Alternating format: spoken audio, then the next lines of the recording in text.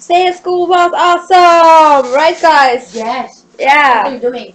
Video. I'm doing a video. I get relegated, Yeah, her luggage relegated. was actually lost in the airport, so she was like without her luggage like for 4 days, and now she finally got her luggage. So you can see how happy she is. Yeah. Everything. I have like everything. Everything. You don't drink Coca-Cola in Nigeria. What? You don't drink Coca-Cola. I drink beer, yes, thanks. No. Do you have beer? No. I have vodka. Vodka? Yeah. You from Russia? You can prove. Restart. It's like they have this magical power. They say, well, what are you doing? And I just show them. But then I forgot it again, and then as I'm walking out, I go, wait. Before I go, let me ask if you could help me with my map. I'm trying to get blah, blah, blah. I got pre-approached for the next house. So I go to the next house, and I'm like, oh, hey, Becky. I'm Patrick. I'm the one talking about the moms in the area. I was just talking with Debbie and Sarah and Susie, and I thought I'd stop by here for a second.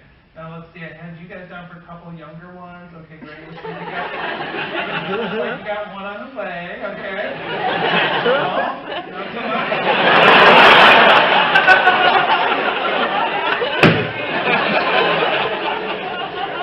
I'm just telling you, and men, women are better at this than us, but men, don't ever guess if a woman is pregnant. I'm telling you, if you're right, big deal. Everyone else can see it too. If you're wrong, there's a real downside. But hey, we just keep going. And guess what? The next mom said no. And guess what? The next mom said no. And then all of a sudden there was this mom who was like, hey, come on in. Do you want a glass of water or something? What are you up to? Whoa. You know what? Before you tell me what you're up to, why don't you tell me the idea behind what you're up to? I'm like, you mean the intro? Yeah.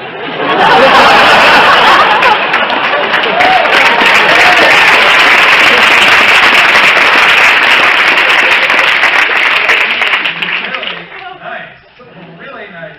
And she's like, oh, that idea is amazing. I can't wait to see it.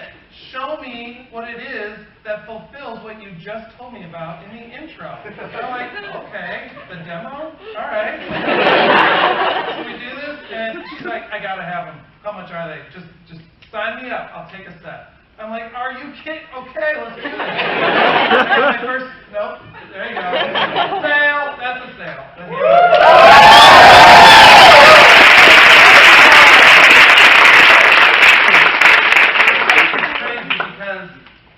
I was about to give up, and I just kind of kept going, and all of a sudden I stumbled over, this is called law of averages. Another phrase that you could use is, even a blind squirrel will eventually trip over a nut. So, that's because I'm starting to notice that when people say, I'm not interested, it's like, okay, just pick a different phrase, Mrs. Jones. Something else, because that's really starting to wear on me. Okay? Not interested. Not interested. And then all of a sudden, little Bobby shows up at the door. Bobby's 7. And I'm like, hey, Bobby, run and get your mom.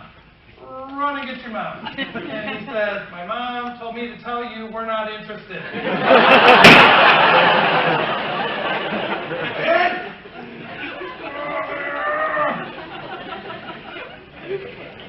So, we're pretty frustrated because it really does seem to get slammed by a 7-year-old. Keep going because there's probably some more cool people out here somewhere. So guess what? That wasn't one. Nor was that. Nor was that. People are telling me no. This is the longest cul-de-sac filled with kids ever, and they're all saying no. Except this mom. And she's like super, super cool, and she says yes. And then she says, what? Her sister lives next door, and she loves education too. We end the day with 2 big sales. And we're like, yoo-hoo! Is that over 72 days, okay, there's a phrase that I really want you to leave this room deeply embedded into your heart. And that is this. one day doth not a summer make. You guys follow me on that? So here, I'll tell you what, you don't even have to write it down, because I'm going to make you learn it. And here's what I want you to do. Repeat after me. One day, doth not a summer make. Okay, now, given that we're in sales school and we have a lot of enthusiasm, I want you to repeat after me like you would if you were in sales school. One day, doth not a summer make. Okay, now, because I want this to seep into your memory from a whole bunch of different vantage points, I want you to do a really super low voice, okay? One day, doth not a summer make. Somebody over here is kind of scary voice. Now let's try it from the other side. Let's go really high pitched, okay? Mickey Mouse. Okay, one day. Doth not a summer make. Okay. Has any of you guys heard of Sigmund Freud? Okay, we're going to use sexy voice. This is purely memorizational. Just getting it into the deeper psyche. Places you don't always like to go. One day.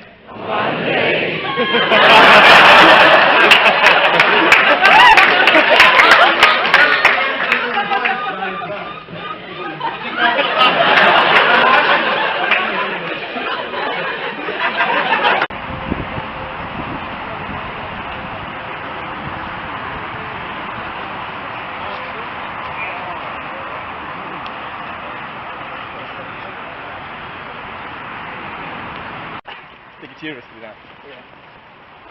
Hey. Hi. How are you? Good. You are mom of the phone? Yes, I am. How can I help you? Hey. Hello.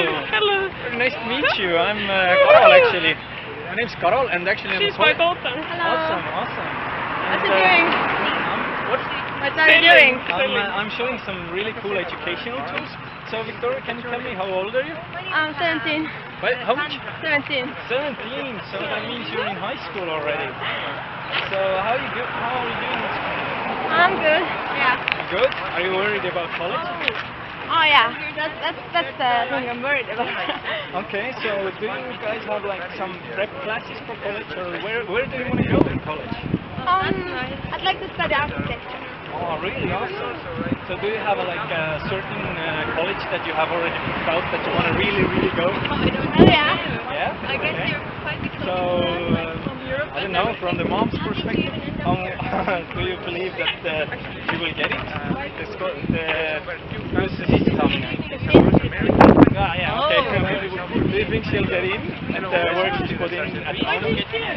Awesome. I'm so glad for you, man. Man. Hello. Say man. Man or man? Ei, nagu man, vaata on see. Just really like to show what we have. It's like something exactly for you, Victor. Really? Yeah. What is it? Tell me. Yeah, it's Come on, not just talking. Just show it. I don't think none of the family is gonna be like that. Not fun at all. Okay, you're really on the college. I can see you really want to go to college, right? Yeah. Awesome. And I really don't like that phone over there.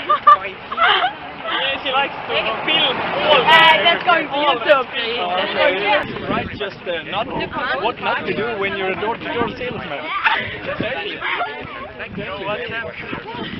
Pop culture, honestly, is pop culture is funny and it's entertaining, but it's not necessarily. Sometimes we think of famous people as successful people, and that's not always true. It's not always true. Sometimes it's true, but the part that really makes successful people, that's what you're going to learn this summer. It's not the pop culture, it's the character that you're going to develop. It's the person that you are going to become. And I'm telling you, by virtue of you having the courage to sit in this room, you have inside of you a power to achieve greatness. You wouldn't, and you got to understand, this is the first time I've been in a house all day long. It's like 2:30 in the afternoon. It's been raining, And so this woman comes over to talk to me, and this is the first real conversation I've had all day. And the strangest thing happened. I actually started crying in front of a total stranger. I was just like, this guy yelled at me. This kid made fun of me. It's my birthday. And Lupe looked at me, and her eyes were so soft. And I will never forget what this woman said. No hablo inglés.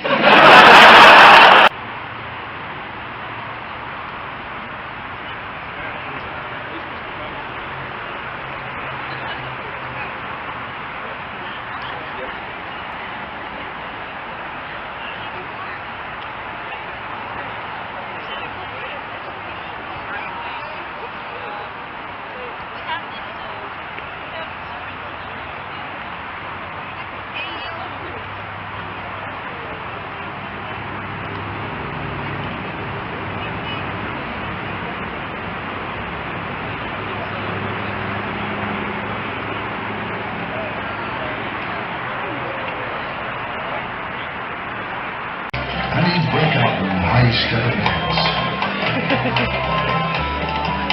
He would dance for his neighbors across the way. I must say that they found his dancing enhancing and it also joined in the play.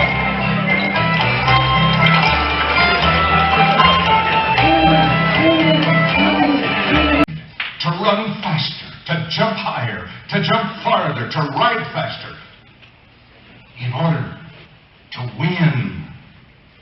But he said the greatest example of a burning desire was a young man by the name of Tom Courtney. I said, Bob, I watched Tom qualify for the Olympic Games. Tom Courtney was not the best half-miler in America that year. But he wanted to go to the Olympic Games so badly that he ran fast enough to qualify. And Bob said once he got to Melbourne, Australia, that's all he thought about. Winning the 800-meter race. He ate it, he breathed it, he slept it. Word of this burning desire of this likable young man spread throughout the ranks of the American athletes until Bob Richards said there were more athletes from America around the track to watch that one race than any other event in all the Olympic Games that year. Bob said, I stood on the fourth curve to watch that race. I watched those runners come around that track the first time. I watched them come around the second time. And when they turned that last curve and headed down the straightaway for the tape and the finish of that race, Tom Courtney was leading by about 2.5 strides. And the cold chills just ramping down my spine because I knew he had a great finish and he was going to realize that burning desire. But Bob said when he got almost halfway down that straightaway, my heart almost stopped because his body went down just like this. His legs gave way underneath him. Looked like he would fall. Bob said I knew he not only wouldn't win the race, he wouldn't even finish it. 2 people passed him. And then Bob said all of a sudden, to the cheers of that crowd, that 6'2" frame began to straighten up. And those long legs reached out in strides farther than they had ever reached before. And nobody knew who won that race. Until after they looked at a photo finish, it showed Tom Courtney's chest hit that tape 5 inches in front of the number 2 man. And he stood on that third step and listened to the Star-Spangled Banner and received the gold medal. The champion of the world. The cameraman filmed that race from a tower above and beyond the finish line. Filmed those runners as they came toward that camera and tape. When they developed the film, when Tom Courtney got close to the tape, they could see that his mouth was moving real rapidly. Out of curiosity, they made a big enlargement of the body of Tom Courtney. And from that crouched position, where he almost fell, until he hit that tape in victory, you can read on the lips of Tom Courtney these words very plainly. I want to win. I want to win. I want to win. I want to win.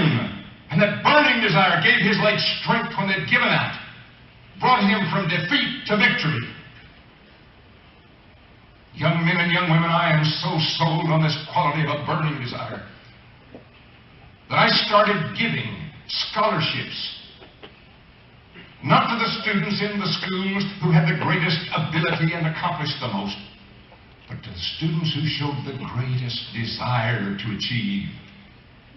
Group of people. I am so proud of you and congratulations for being here. You are about to have the summer of your life. You really are. How many of you are going on your first summer? All right. Where are my student managers? How many of you are student managers? Nice. Very good. Good looking bunch. You are. I am so excited because this summer you are gonna experience so many things that you heard just a few minutes ago. You're gonna experience the highest highs and the lowest lows, but you're gonna have a chance to build some qualities this summer that are gonna help shape you for the rest of your life. And not only that, I mean, you're going to learn so much. You're going to learn how to learn about culture. You're going to get to learn about American culture, and you're going to get a chance to share your culture with the people that you meet. And I thought it would be fun to just do a little exercise to introduce you to some of the I have a story about American culture and pop culture, if you will, and it goes like this. Once upon a green day at the Jersey Shores, Destiny's Child Lil Wayne walked where yours down. At 3:11, he saw Little Bow Wow in complete nirvana. He threw that Snoop Dogg a Limp Bizkit. In room 112 of the Paris Hilton, Rihanna gave her daughter some advice. She said, Mariah, carry mace when you're with your friend Kelly. Clarkson Street is dangerous. If you meet a Weezer, don't take no P. Diddy. You ain't no hollaback girl. And if they try to get that snooky, you give them a Taylor Swift kick in the situation and send them like Katy Perry's firework to Bruno Mars. Meanwhile, at the store, Alicia, Little John, and Lindsay found it ludicrous that they had to pay 50 cents for a Tupac of M&M and some Black Eyed Peas. They paid with a yellow card, got a nickel back. Then Miss Yelliot asked her dad, Fat Joe, to show me a trick, Daddy. One that would give a guy a beaver fever or make even a lady gaga. So he sang her the alphabet. N-O-torious B-I-G, Backstreet Boys are B-S-B, L-F-O-T-L-C, D-M-X, and J-Z. That's the hip-hop ABCs, the way to stay in sync with me.